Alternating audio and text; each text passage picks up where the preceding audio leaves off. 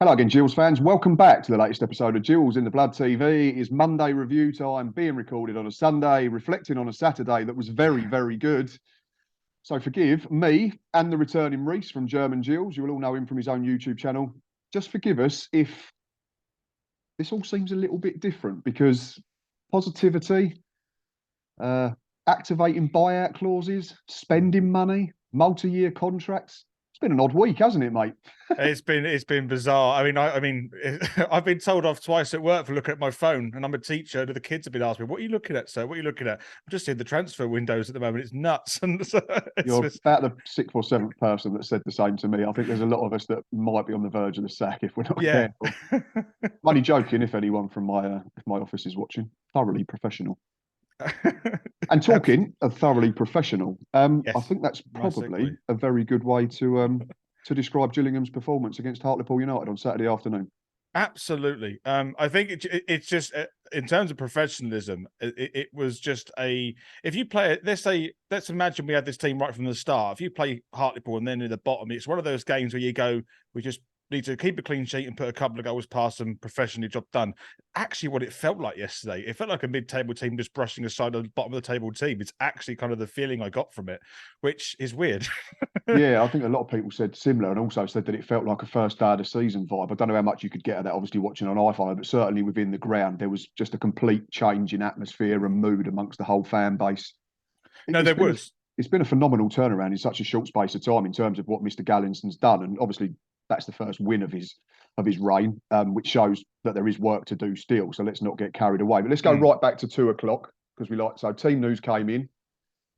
I think it was the correct call that all. I'm not including Glenn Morris as a debutant because I know he's been there all Yeah. season, but I thought it was the correct call in getting all three new players straight into the starting 11 and making sure that that positivity remained. Because I think if we'd gone into the ground and they was all on the bench, everyone might have been from a little bit deflated from the off. Yeah, absolutely. And then that's the thing when it came out, because it did cross my mind slightly. I had no doubt that all three would have been up top somewhere, but it did cross my mind slightly because you see it with some managers, you see it with some teams. They get a couple of signings and then they try and integrate them into the team slowly so they can see what the players like. But usually they're teams that are either safe or maybe pushing for a playoff. But actually, we needed the impact instantly, so Yeah, correct. that's why I think we all saw them in the team straight away. And for me, absolutely the correct decision to have those three on, and we'll talk about it. But what an impact they made, right? Yeah, so that team in full was Glenn Morris in goal, and then I thought Neil Harris was clever, and we'll probably get onto him a little bit, but certainly deserved credit because he's taken pelters all season long, and rightly so a Yeah. lot of the time. I get that, but it looked like a diamond out of possession, or at least a 4-3-1-2. But then we was very clever, and that McDonald and Jeffrey sprang and got really wide and were hugging the touchline when we had the ball to create space. But so the team was Glenn Morris in goal, a back four of Robbie McKenzie, Max Emar, Will Wright, and David Tatonda. That middle four in its various guises was Sean Williams, Dom Jeffries, Timothy Dieng, and Alex McDonald, and it was a front pair of Tom Nichols, Yeah. and Ollie Hawkins. Thought we were very, very good. I wrote notes down for the first half. I put on the front foot, pressing, turning the ball over in good areas straight away. Yeah.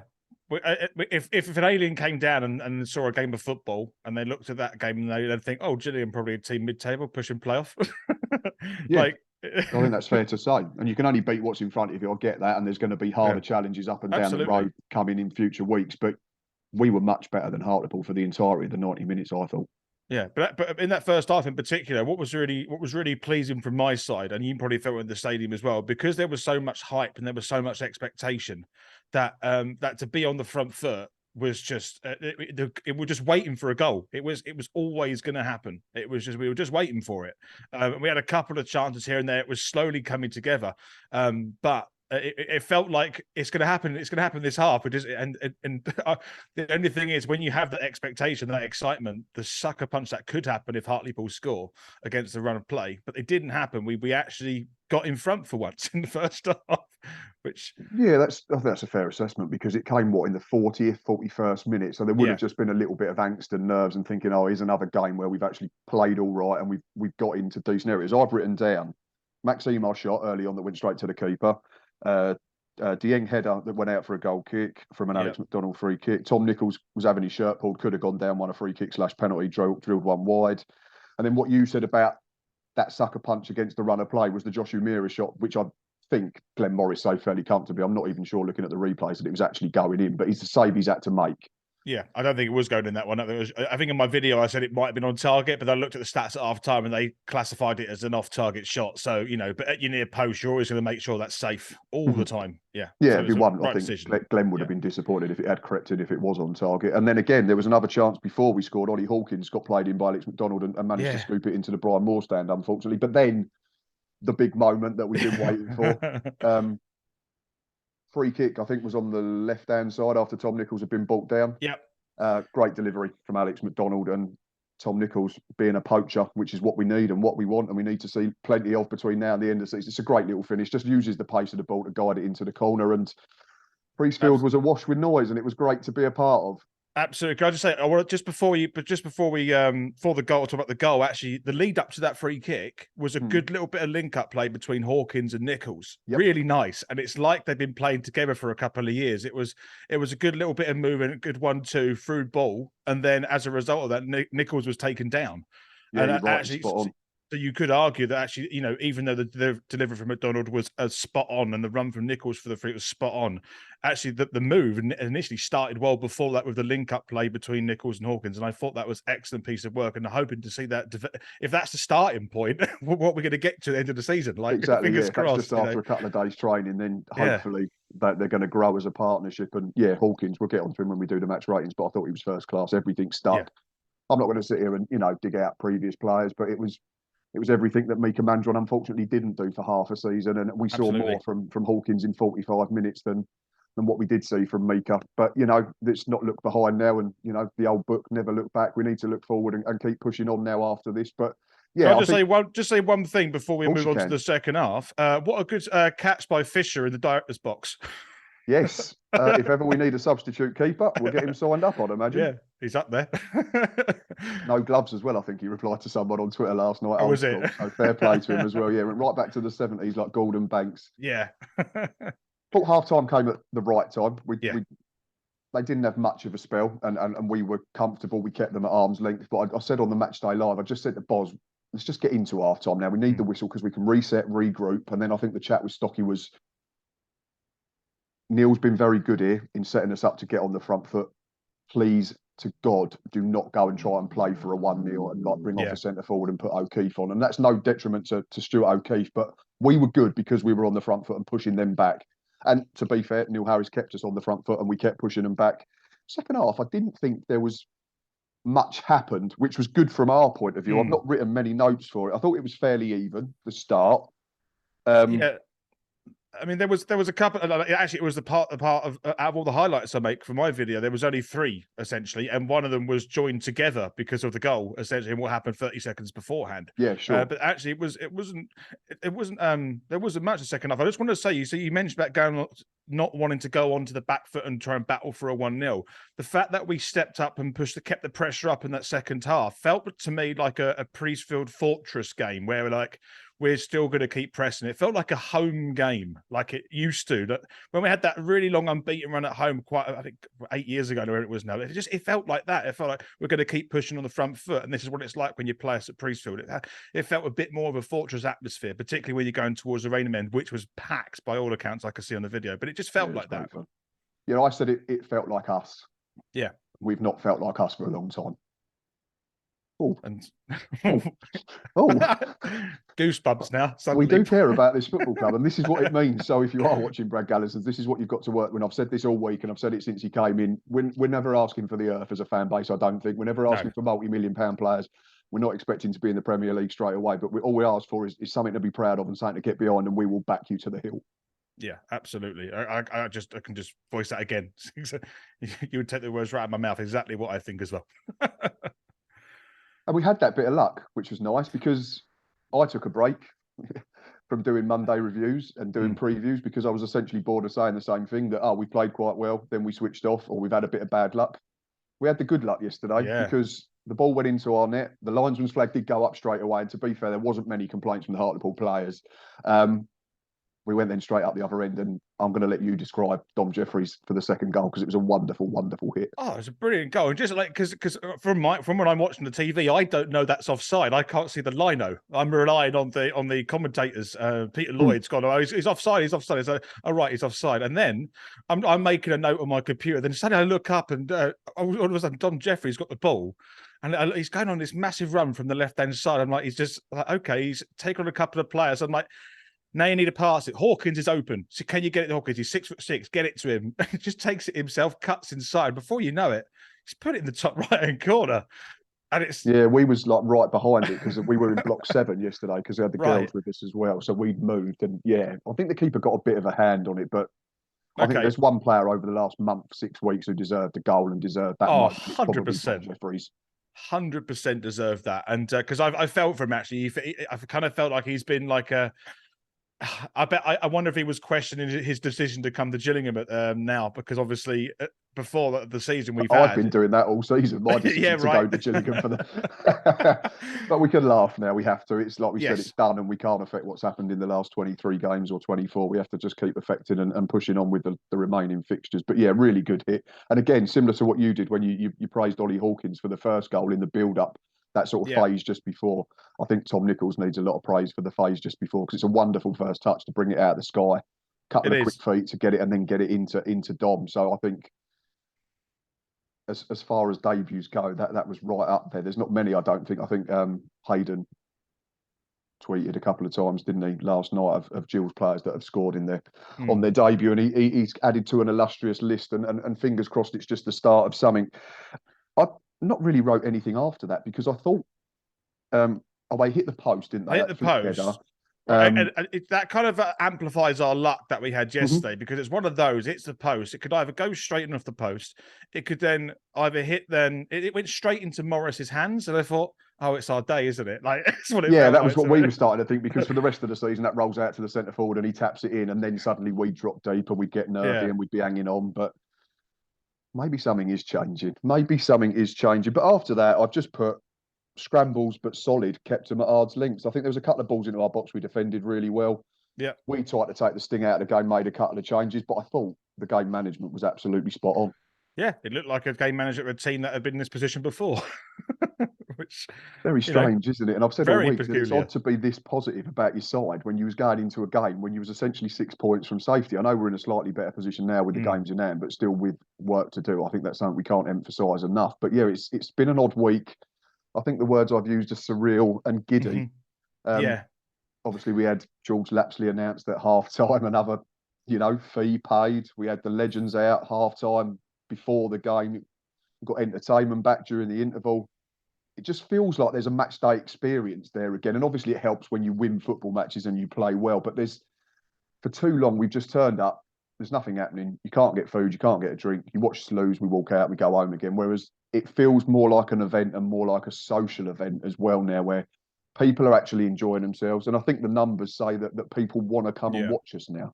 Well, it's funny you say it, because obviously I don't get to experience this, like no food, no drink, no social sort of atmosphere in the ground. And but on reflection of looking at the ground yesterday, even I kind of felt like, oh, it must be a really nice atmosphere to be. It looks like people are chatting to each other. And in the second half, one thing that really caught my eye is we got tuned it up, and I heard the Brad Gallinson song they were all singing. And it just, even I kind of felt like, oh, that's brilliant. It just feels so good to hear that from the Raynham end. And there was, because sometimes you can contrive a chant, but this generally felt like a raw emotion that everyone was just rallying together and just. Yeah, I think we've got our club back came out a couple of times as well. And it does, there is a sense of that. And obviously we haven't got enough time on one video to talk about the whys and wherefores of owners and new owners and previous owners. But just for what it's worth quickly, because obviously we've not spoken about it, Rhys, what's your thoughts on Paul Scally remaining in the background? Because for me, I think it's a sensible decision because he knows the Football League and he's got 27 years of experience. I think he has to stay in the background. That's the biggest thing for me. It's not his baby, so to speak, anymore. Brad Gallinson and Paul Fisher are the face of this football club, in my opinion. Absolutely. I think having him in the background somewhere, if it stays in that way, it can only be beneficial. It would be, in my opinion, it would be it'd be a wasteful thing to do, an asset to get rid of if he wasn't somewhere in some facility within the club, because he does have that experience. He knows what it's all about. But as long as it's on an advisory role and not a final decision role, and then I think you're in a position where actually that opinion, amongst other opinions, could become quite valuable. Yeah, exactly. And it might So become I'm the quite case happy that with that, eventually really. he decides to step back completely, and Yeah, you know, he gets phased out, and that will happen purely because Paul Scully's, you know, he's not a young man anymore, and that's no bad thing. But he needs to go and enjoy his retirement. So yeah, absolutely. clever decision. Has to stay in the background. Obviously, we'll see how it goes moving forward. But all positive signs. This is very, very surreal. I don't think we've had a chat this positive. No, we've Swindon at home 0-0. I think that's probably the best we've had, isn't it? Yeah. So this is really nice. Next section, because I'm conscious you're going out shortly, is where we look at the best Hartlepool player on the day, and I struggled this week. And I struggled. I was probably quite lazy in who I've picked. Okay. I've called it Showing Heart, so I've been quite lazy in our title as well, because that's absolutely appalling. I went for Josh Umaira, purely because he seemed to be the only one that caused us any modicum of a problem. His shot forced the save from Glenn Morris. His header at the post. He had a little volley on the spin second half that went into the Brian Moore stand. But for me, he was the only player out of, I don't know, however many subs they made, 13, 14 players that Hartlepool played on the day that caused us a real threat. And even then, his stats are not, you know, brilliant. I've got him down as he played 90 minutes, 3 shots. That's literally it. In terms of pass, I think he only completed 4 passes. But I just thought he was essentially the best of a very average bunch of Hartlepool players on the day. Absolutely. So it's when I knew I was obviously coming to do the review with you today, but it's because of the occasion, because of what was happening on the pitch. I found it hard to pick out a Hartlepool player. I found it very difficult because I was conscious of it. I had to find something, and the only one, and I agree with you, the only one I could find was Josh Umaira because of the impact he had for them hitting the post and the shot against them. It's literally the same reasons.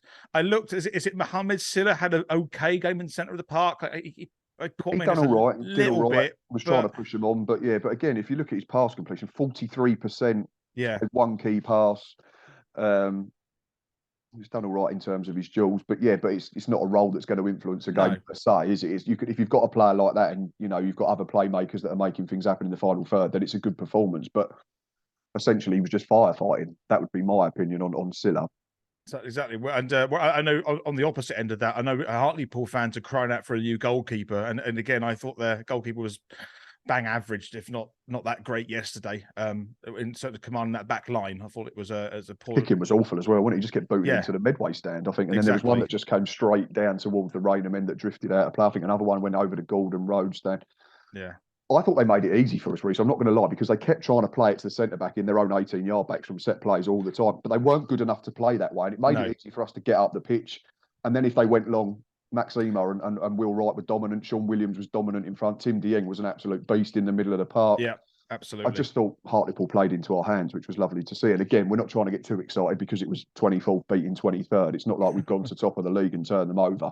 But yeah, I understand what you're saying. It's quite like you say, because we've been so bad for so long, you probably realise you pick out players that are having an influence on the game, and that generally has been opposition players, unfortunately, from our point of view. So it's nice to think, oh, their performance is just almost passed us by because we were so intently watching how good our players were. Absolutely. And that's kind of how I felt yesterday. That's why I agree with you, and Josh Umaira was probably the only one I could pick out from that bunch. Yeah, I think it was. Right, let's get back to us then, because obviously plenty of positivity. Gills, man of the match. I'm going to let you go first. I've written mine down. I think there was probably, I see Gills have done a poll. They've released that on Twitter. Can't believe Max Ema was not one of the 4, but we'll get on to that. Yeah, I was surprised at that. But obviously, but at the same time, I can understand that it was such a good team performance that I think whoever they put in was, someone would go, oh, he could have been in, but you can't argue with the 4 that have been listed. But who was your man of the match over the 90 minutes? I'm gonna go with Jeffries. I think that was the other one I got it down to. So we've got different ones. That's good. Okay, so Jeffries for me was man of the match. I just thought, do you know what he looked? He looked like a kid in the candy shop that whole game, because he'd been starved of all kind of like quality around him, in my opinion, and confidence. And all of a sudden, he's got these big guys come in and they really expose what John Jeffries is about. And he really made a scorch mark on that game with the goal, obviously.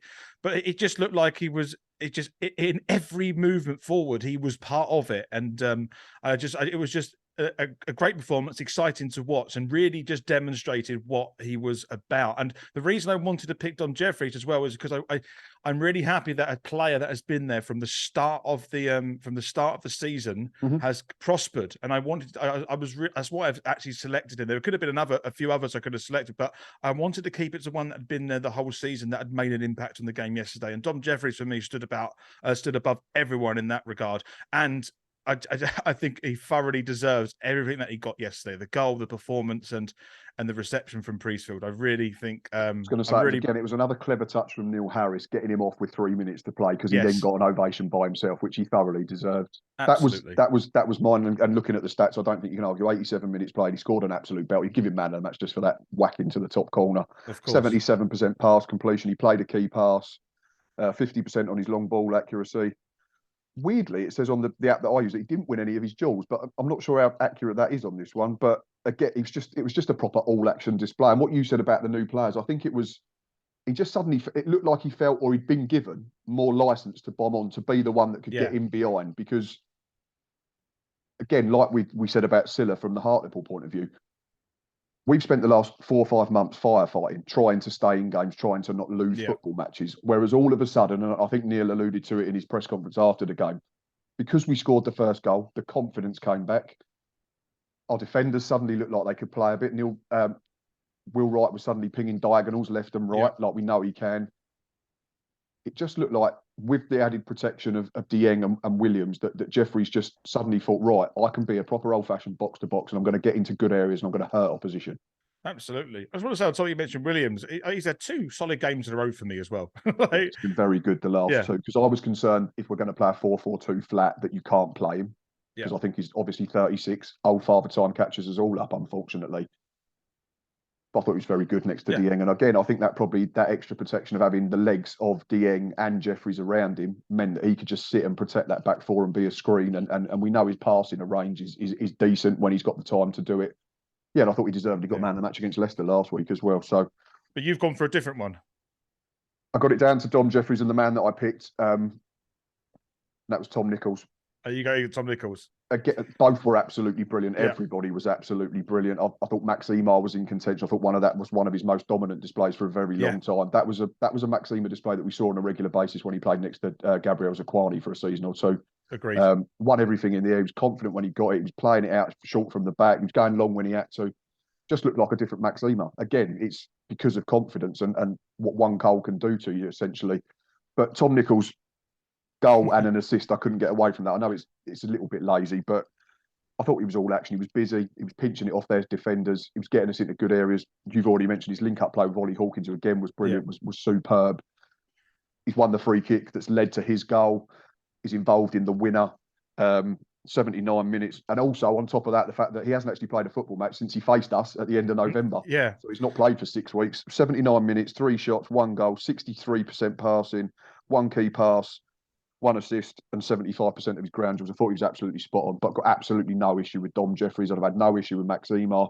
Or Alex McDonald was superb. It was just a cracking performance. Great performance, and also I think Tom Nichols probably had a little bit of something to show to Crawley Town as well. Did you see his Instagram story? Yeah, I did. I thought that was very good. Good job. There were no height restrictions at Gillingham FC. I thought that was absolutely brilliant. Yeah, that was very funny. Yeah, fair play. Thank you very much, Wagme. I've already said that a couple of times. Cheers, because looks an absolute steal after 1 game.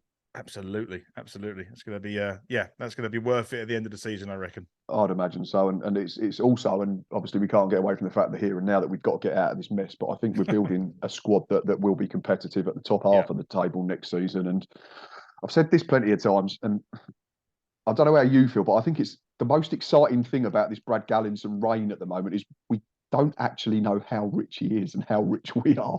No, we don't know. And all the signings have been good, but none of them have gone, oh, this is where we broke the bank, because we've got Nichols on a cheaper fee because he's out of contract. The same with Hawkins, the same with Lapsley. Glenn Morris has come back on a free. We know that short-term deal. Dieng, we paid a release clause. But because there's this mystery around just how much we are worth now. I think it's very exciting. We don't quite know the calibre of player that we might be able to target come the summer. Well, it's interesting you say that. So I did a little bit of digging around and I tried to find roughly how rich we are. I can't put any numbers on it, but actually what's the fact that I quite actually I like there's an air of mystery around it, because yeah, exactly. I think that's really important to have that, because then all of a sudden you might get opinions of fans and trying to say, well, you can go for this player, you can do this, do that with that money. And I think it's important that we actually don't really know how wealthy we are. But what I will say is I've heard a couple of managers from other teams in League Two mention that they're one of the top big boys in this division in terms of wealth. It was Nigel Clough, wasn't it? Was it Clough that said it? Yes. Nigel Clough said we've changed the landscape of the January transfer window. Yeah. And as Keith Curl said before, the day before the game, I think he eat his words a little bit, but something about you can't just always throw money at a problem and for it to work. But worked all right yesterday, didn't it, Keith? Yeah. Also, I think just quickly before we get onto the match ratings, there's obviously been lots of names linked on social media. We've seen Jack Marriott from Peterborough, and we've seen Jaden Stockley from Charlton Athletic, and we've seen the figures banded around 7, 8, 9, 10 grand a week. I think that's great if we have walked away, because it also says that, number one, Brad Gallington's potentially taking advice from Paul Fisher and Paul Scally in regards to what we should be paying for players, considering the position we're in. Yeah. It says that he's not just going to lob money at it for the sake of it. And it says that despite having a pot of gold, so to speak, it's not limitless, and we still have to be clever and buy accordingly the right types of players. So I think that's another brilliant thing. It'd be great, if we'd sign Jaden Stockley or Jack Marriott. They're good players at the level and the level above. But for me, it says that there's a fair degree of business sense being applied to this transfer window as well. And I think that's really important. I think he strikes me as a businessman, but I think he also strikes me as a man or family that wants to create a sustainable business model for a football club. Because ultimately, I can see from his perspective, he wants to invest in it to a point maybe 5 or 10 years down the line, where eventually the football club will pay for itself. And that's, I think, the direction of a sustainable football club that will be solid for years and years and years to come. You could actually just throw lots of money at it and then it not work, and then you have nothing left, and then you fall apart. I think his role here and what he wants to do is try to create a sustainable business model for Gillingham Football Club, and that for me is really exciting, because we will have a football club for a very long time. Precisely, yeah. I'll echo everything that you said there. Right, match ratings before I let you go. Yes. Glenn Morris, 7. 7. Didn't have loads to do what he needed to do. I thought he'd done really well. Robbie McKenzie, I went 7.5. Thought he was very, very good again. He's probably had his 2 best games of the season in the last 2 weeks, I thought. Yeah, for me, I actually gave him 7.5 as well. Fun enough, we've agreed everything so far. Yeah, 7.5 for McKenzie there. Max Lamer, I went 8. I thought he was the best of the back four.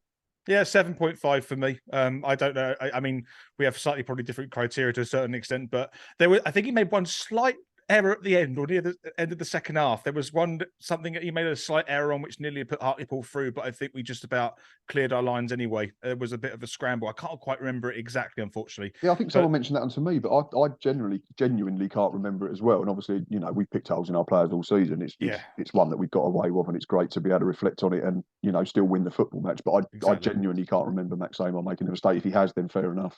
Yeah, Will Wright, 7 for me. I went 7.5. Thought he was very good. David Tatonda, I went 7.5 as well.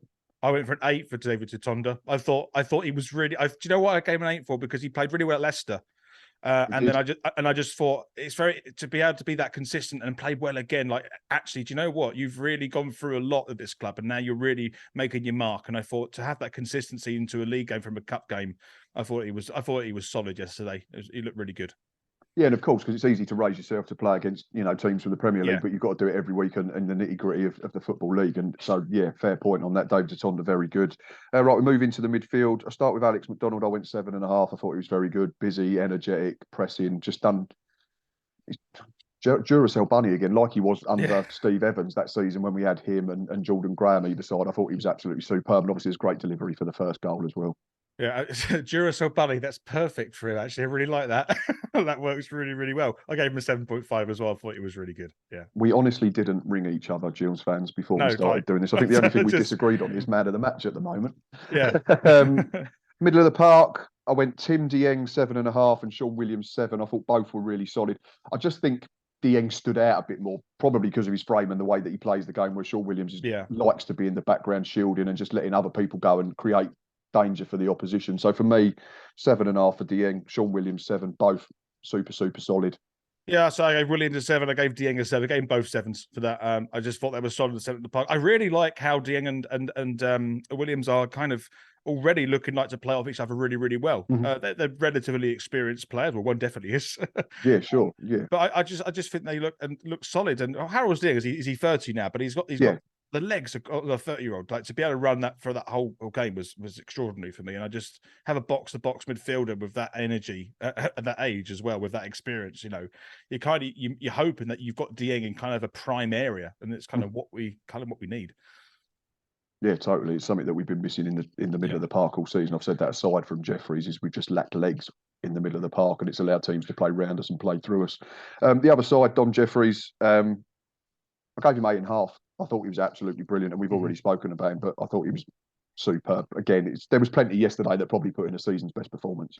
Yeah, I gave him 8.5 as well. It was 8 to begin with because I couldn't decide between Nichols and Jeffries, but I just thought I wanted to give a Gills player who had been there the whole season the extra half a point, so that's why he bumped it up to 8.5. Actually, in my opinion. Thoroughly deserved as well. Front two, I thought was superb. I gave Ollie Hawkins an 8 and Tom Nichols an 8.5. That's how close it was for me. The man of the match, I gave him the same rating, Jeffries and Nichols. But yeah, as a front pair, I thought they were absolutely brilliant, considering they've only, trained together for 2 or 3 days, absolute tops. So I gave Nichols an 8 and Hawkins 7.5. So just half a point under what you put. But yeah, absolutely. Hawkins was really good, actually. He looks like he's going to be lethal because Neil Harris's squads tend to live and die by their centre forward, by their target man at the top. Yeah.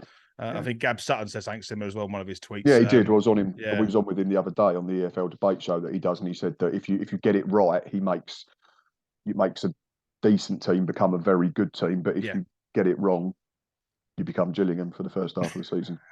Yeah, exactly. But we're not looking back. No, we're looking forward. Substitutes, I just gave 6 each. They weren't on for long. They didn't do anything, spectacular. They didn't really do anything too wrong either. Hakeem Adelakun was at his enigmatic best. Nearly scored with his first couple of touches, couple of dragbacks in the box, and then I think he passed a couple out to the touchline over on the Gordon Road stand, but neither had any sort of time to really impact the game. So I just went with standard 6s. No, I agree. And also, it's just quite nice that we can bring on Cashgate and Adelakun for 15 Sorry, minutes. Cashgate. Did I say Stuart O'Keefe? Yeah, sorry, Scott Cashgate, wasn't it? It's Cashgate, yeah. But I'm just happy that you can shut these players on with 15 minutes of the game. We're relying on these players. We won't look back again. We relied on these players, but now we can put them on the sub bench, and they could have quite an impact from the bench. Yeah. So it's quite nice to have these players come on to a certain extent. And we can rest and rotate, which the people like Williams and O'Keefe will need now because of their age. So there's equally good players coming into the starting 11. Whereas I think because we've been so hamstrung by form, confidence, injuries at times, we've probably had people playing that are not even 100%. I know no professional football is rarely 100% fit, but we probably had to have people playing at 3/4 capacity a lot of the time just because we didn't have the squad or the quality. Yeah, absolutely agree with that. And it's nice to have that rotation. And having played loads of Football Manager, it becomes quite cumbersome when all your players are really blowing and you have to put a team out. So it's nice to have that rotation in the squad for sure. Yeah, and there's certainly plenty of options now. We're at the point, I think, if we can get a couple more in, we're going to be at the point where we probably need to, offload a couple just to balance it out a little bit, because I think we're at I don't know, must be mid-20s now in terms of senior professionals available. I always want to give my best regards to Mandra and go to Motherwell we went to, wasn't it? It was Motherwell, yeah. Absolutely agree. Yeah, I just I hope he sets it alight up there, really, because I think ultimately he kind of deserves it with the stick he's got at Gillingham. Hasn't quite worked. I hope that he shows all his punters wrong when he goes up there. And again, it comes back to what we said about Neil Harris. He's taken stick, and rightfully so. He's a centre forward. He's got 1 league goal in 23 games. It's not good enough, regardless of the reasons why. But I think there were mitigating circumstances in that. He was having to come and look for the ball. He was having to do a lot of work in his own area. Service into him wasn't good enough. But it was night and day between watching him for half a season and Ollie Hawkins for an hour and a half, wasn't it? Absolutely. Yeah. There's the void between the two is pretty extensive, I think. Yes, but like we said, all the best to Mika in his adventures in Scotland.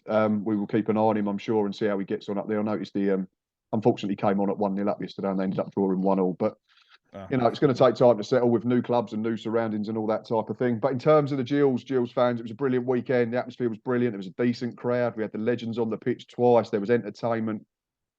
most importantly, there was a really good performance from our Gillingham Football Club. Feels good. It feels good, I have to say.